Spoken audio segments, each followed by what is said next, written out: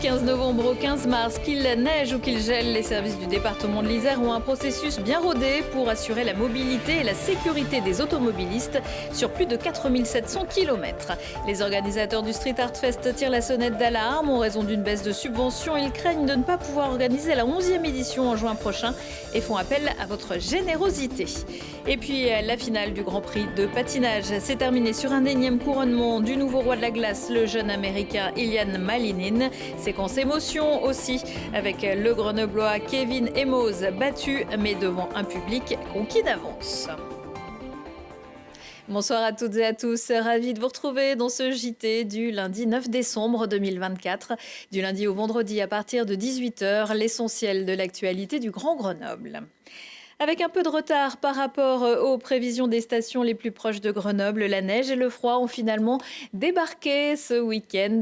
Des quantités suffisantes pour permettre à certains domaines d'ouvrir en partie. C'est le cas de Champs-Rousses où il est tombé plus de 30 cm au recoin et qui sera au taquet dès ce mercredi, même si le nombre de remontées mécaniques ouvertes sera décidé au dernier moment.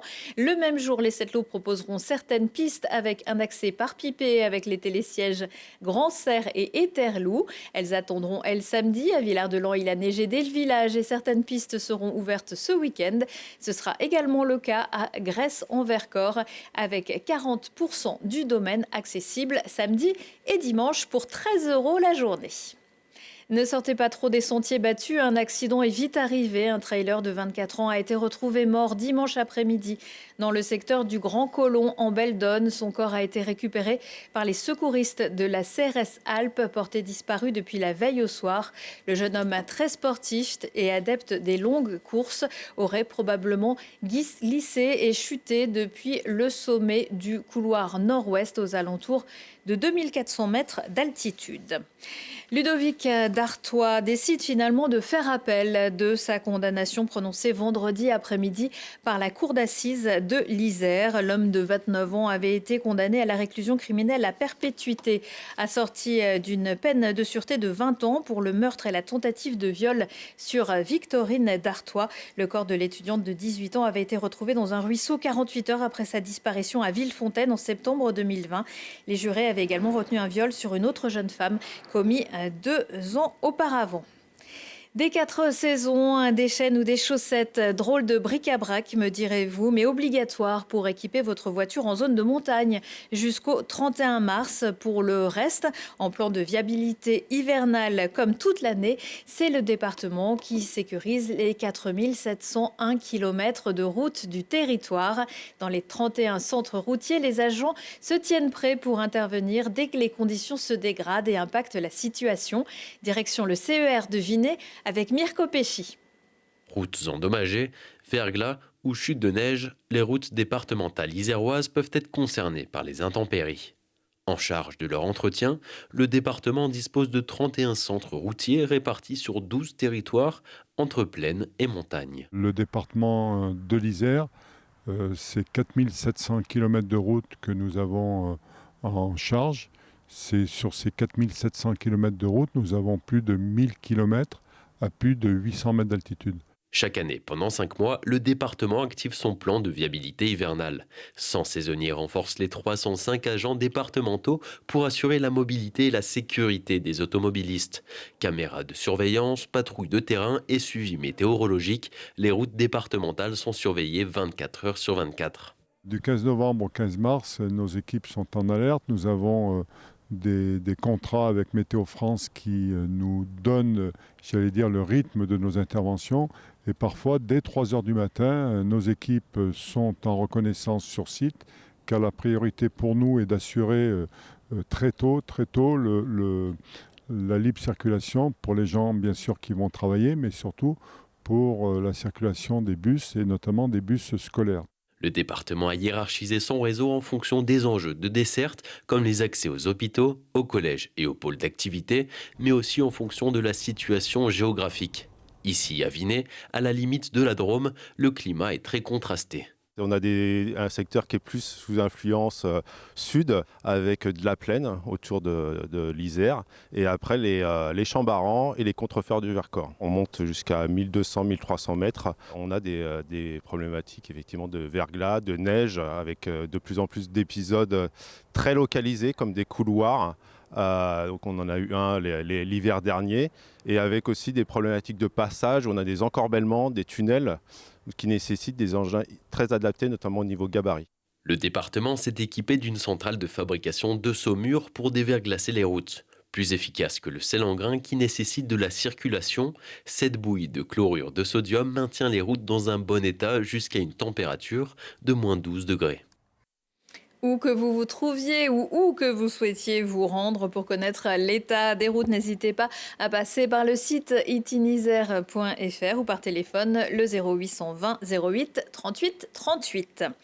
Nouveau coup de filet dans le quartier des Tourbaillards à Pontcharrat, considéré comme le principal point de deal du Grésivaudan. Samedi, les gendarmes de Mélan ont saisi 1240 kilos de résine de cannabis, 196 grammes de cocaïne, 1800 € en liquide et un pistolet de défense. C'était 1,240 kilos et pas une tonne de cannabis. Désolé. 3 personnes ont été interpellées, âgées de 15, 16 et 29 ans. Les mineurs seront jugés dans les prochaines semaines. La majeure a été placée sous contrôle judiciaire depuis septembre. C'est la 31e opération de la police dans ce secteur. Le Street Art Grenoble Alpes Fest bientôt à la rue. 2 cagnottes en ligne viennent d'être lancées pour soutenir le festival à hauteur de 100 000 €. La 10e édition était déjà tendue, selon le fondateur du centre d'art Space Junk qui organise le Street Art Fest, Jérôme Katz, mais avec le retrait de la subvention de la ville de 40 000 à 15 000 € et celle de la métropole de 50 000 à 10 000 €, c'est carrément mission impossible, d'où la nécessité de faire appel à des donateurs, notamment par le biais d'une vidéo. Tous les amoureux du street art, qu'ils soient sur ce territoire ou autre part, si vous trouvez que ce qu'on réalise en ayant mis en place ce festival, qui est le plus gros festival de street art en Europe, encore une fois, c'est quelque chose de bien, aidez-nous, emparez-vous du projet. C'est un budget aussi qui dépasse les 500 000 € chaque année.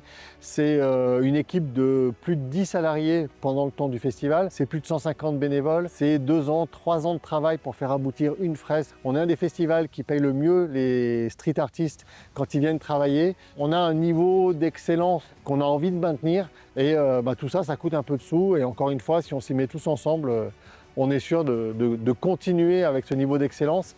Et chaque fois, c'est le territoire grenoblois qui rayonne. Quand un artiste arrive, que ce soit de Los Angeles, du Venezuela, de Chine ou d'une ville de France, il découvre notre territoire, il se rend compte comment il est merveilleux, comment est-ce qu'il est beau, comment est-ce que c'est cool d'y vivre. Et ça permet de vraiment renvoyer une image hyper positive de ce territoire-là qui parfois a bien besoin d'avoir des inputs un peu positifs. Et la ville a expliqué que la somme amputée était jusque-là versée à la galerie, un lieu privé, et qu'elle reviendrait à l'avenir à d'autres associations d'art visuel.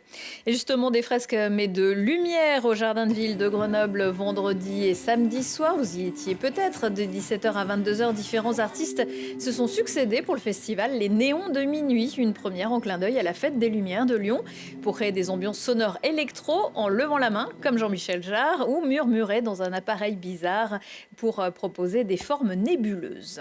Leurs traces, eux, ils la laissent sur la glace. Les 6 meilleurs patineurs du monde de chaque catégorie ont enchanté le public de Pôle Sud du 5 au 8 décembre. Du très haut niveau pour cette finale du Grand Prix, notamment du côté du vainqueur chez les hommes, l'Américain Ilian Malinin, tenant du titre. Champion du monde, le jeune homme de 20 ans est le seul à exécuter un quadruple axel en compétition. C'était juste avant. Et ajouter à ça 3 autres quadruples et un backflip. Et de l'autre côté, le Grenoblois Kevin Emos, que vous voyez actuellement. Il a terminé 6e, mais heureux, tombé 2 fois dans son programme court. Il a exécuté un programme long très honnête, qui a sans doute pêché à cause du stress, mais artistiquement parfait, selon notre spécialiste Lucille Dailly. On ne s'est même pas fait patiner cette saison, donc j'ai fait les Grands Prix, 2 médailles d'argent en Grand Prix, 3e participation en finale de Grand Prix. Pour que tout le monde comprenne, les Grands Prix en patinage, c'est les Coupes du Monde. Donc là, je finis 6e mondial en Coupe du Monde. Donc je suis plutôt content. C'était très dur à domicile parce qu'hier, je voulais vraiment bien faire au maximum pour que tout le monde soit prenne du plaisir, que ce soit une fête. Et j'ai un peu croulé sous cette vague d'amour que j'ai reçue, c'était un peu dur hier.